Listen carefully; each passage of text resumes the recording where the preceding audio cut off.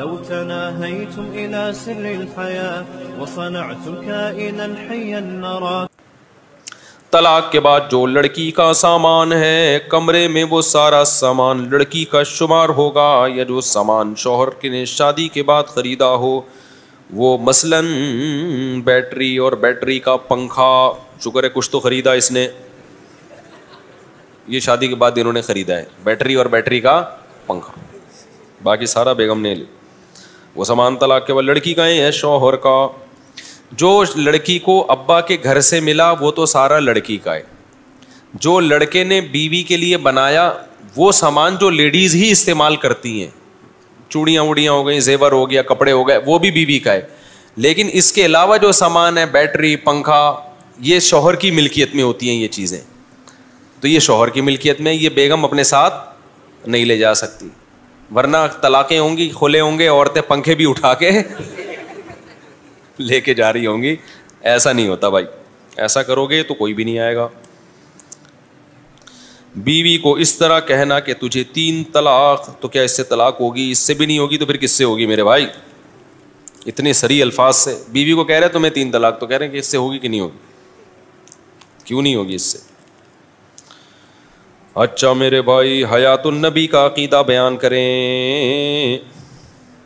حیات النبی ہے کہ نبی صلی اللہ علیہ وسلم قبر میں برزخی حیات کے ساتھ زندہ ہیں، لیکن وہ عام مردوں جیسی حیات نہیں ہے، اس سے بہت زیادہ پاورفل ہے، لیکن ہے وہ برزخی حیات. مہند المفند میں جو لکھا ہے دنیاوی برزخی، تو وہ دنیاوی سے مراد ہے، دنیاوی کی سے تشبیہ دی گئی ہے کہ دنیاوی جیسی ہے، حقیقت میں دنیاوی نہیں ہے. جب کسی کو تشبیہ دی جاتی ہے نا، جیسے آپ نے کہہ دیا زید شیر جیسا ہے، تو مطلب ہے کہ شیر نہیں ہے، ورنہ جیسا تھوڑی لگایا جاتا. تو علماء دیوبند مانتے ہیں کہ نبی کو جو قبر میں حیات ملی ہے وہ دنیاوی حیات نہیں ہے، لیکن بعض چیزوں میں دنیاوی جیسی ہے. جیسی کیسے؟ جیسے ہم دنیا میں جب زندہ ہوتے ہیں تو ہماری باڈی خراب نہیں ہوتی، تو پیغمبروں کا جسد بھی قبر میں ہمیشہ محفوظ رہتا ہے. جیسے کہ ایک حدیث میں بھی آتا ہے کہ اللہ نے پیغمبروں کے مٹی پر پیغمبروں کے جسموں کو حرام کر دیا ہے، پیغمبر کا بالکل تازہ جسم رہتا ہے. آج بھی سید الانبیاء صلی اللہ علیہ وسلم اپنی قبر مبارک میں بالکل اسی طرح آپ کی جسم سلامت ہے جیسا زندگی میں تھا. تو ایک بات تو یہ. دوسرا، جب نبی کے قبر پہ کھڑے ہو کر سلام پڑھا جاتا ہے تو صحیح حدیث سے یہ بات ثابت ہے کہ آپ اس سلام کو بنفس نفیس سنتے ہیں، یہ بھی ایک معجزاتی طور پر ہے. تو چند چیزوں میں اس کو دنیاوی سے تشبیہ دی گئی ہے، تو اس لیے دنیاوی جیسا کہہ دیا گیا، ورنہ حقیقت میں وہ دنیاوی نہیں ہے، برزخی حیات ہے، لیکن پاورفل، شہداء کی حیات سے بھی بڑھ کر ہے وہ. تو یہ عقیدہ ہے. مفتی صاحب، کیا کسی گناہ سے نیکیاں ضائع ہو جاتی ہیں؟ جی ہاں، ہو جاتی ہیں. زید ابن ارقم رضی اللہ تعالیٰ عنہ نے ایک معاملہ کیا، وہ سودی لین دین تھا، ان کو پتہ نہیں تھا کہ یہ سود ہے. حضرت عائشہ نے فرمایا کہ زید ابن ارقم کو بتاؤ کہ تم نے اگر یہ سودی لین دین کر لیا تو تم نے جو نبی کے ساتھ مل کے جہاد کیا ہے نا، اللہ اس جہاد کے اجر کو ضائع کر دے گا. تو جیسے نیکیاں برائیوں کو کھاتی ہیں، برائیاں نیکیوں کو کھاتی ہیں، تو یہ دونوں ایک دوسرے کو کھا کے ختم کرتے ہیں. جب آپ نیکی کرتے ہیں تو گناہ معاف ہوتا ہے اس سے، اور جب گناہ کرتے ہیں تو کوئی نیکی ضائع ہو رہی ہوتی ہے. گردے کے مریض کے لیے روزے کا کیا حکم ہے؟ روزہ رکھنے سے اگر اس کو نقصان ہو رہا ہے تو چھوڑ سکتا ہے بھائی، ورنہ نہیں چھوڑ سکتا. مفتی صاحب، میرے ایک رشتہ دار، یہ جو میں ٹون چینج کر لیتا ہوں نا تھکاوٹ کی وجہ سے، وہ خاتون نے پوچھا نا طرز کیوں بدل دیتے ہیں، تو طرز اس لیے بدلتا ہوں تاکہ پڑھ لوں، میں سر لگا کے ذرا پڑھ لیا جاتا ہے آرام سے. دیکھو وہ مجبوری میں اسٹائل بنتا ہے نا.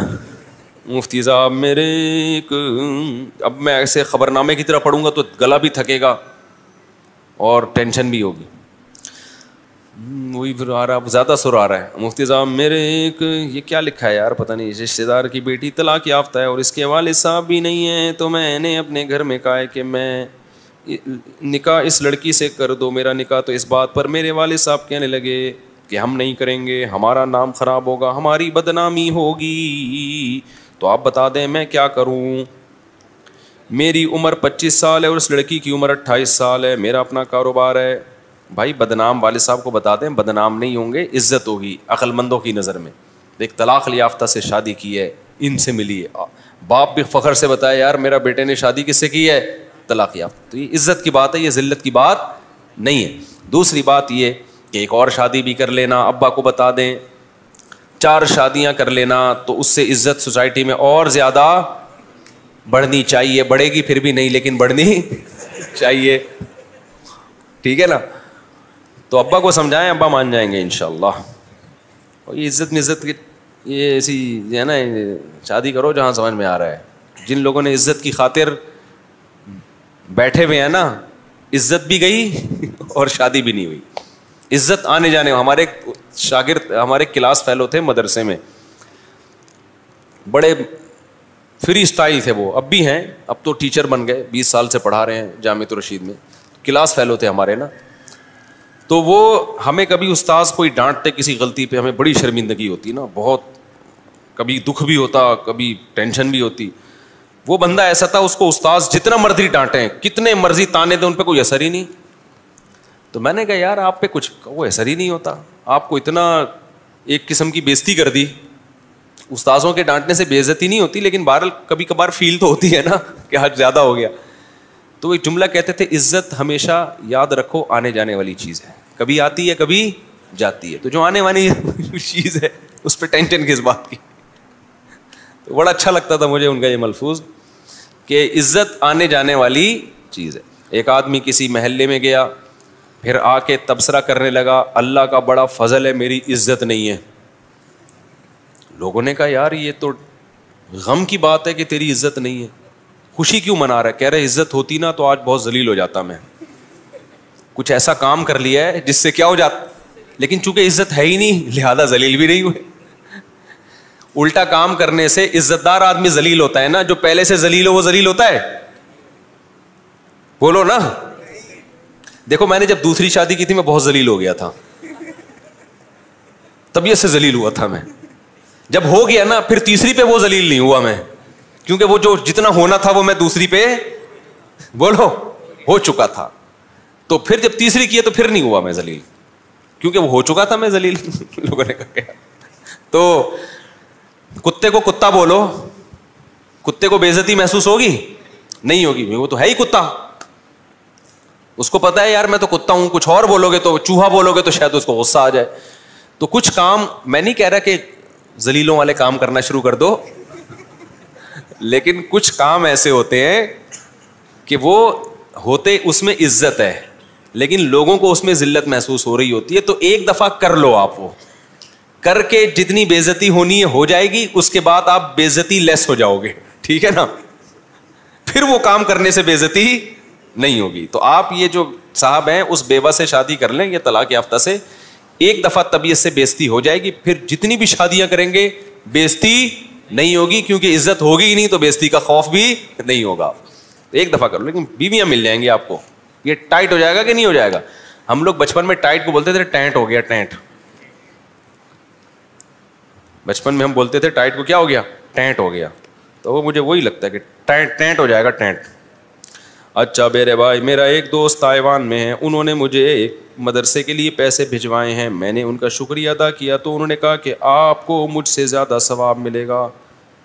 میں نے کہا آپ کو ملے گا تو کیا کرنا ہے, اللہ کی مرضی, جس کو زیادہ ثواب دے دے, دونوں کو ملے گا انشاءاللہ. مفتی صاحب میرے یہ تو ہو گیا مسئلہ نا, بس مسائل ختم ہو. ہوا و حرص والا دل بدل دے,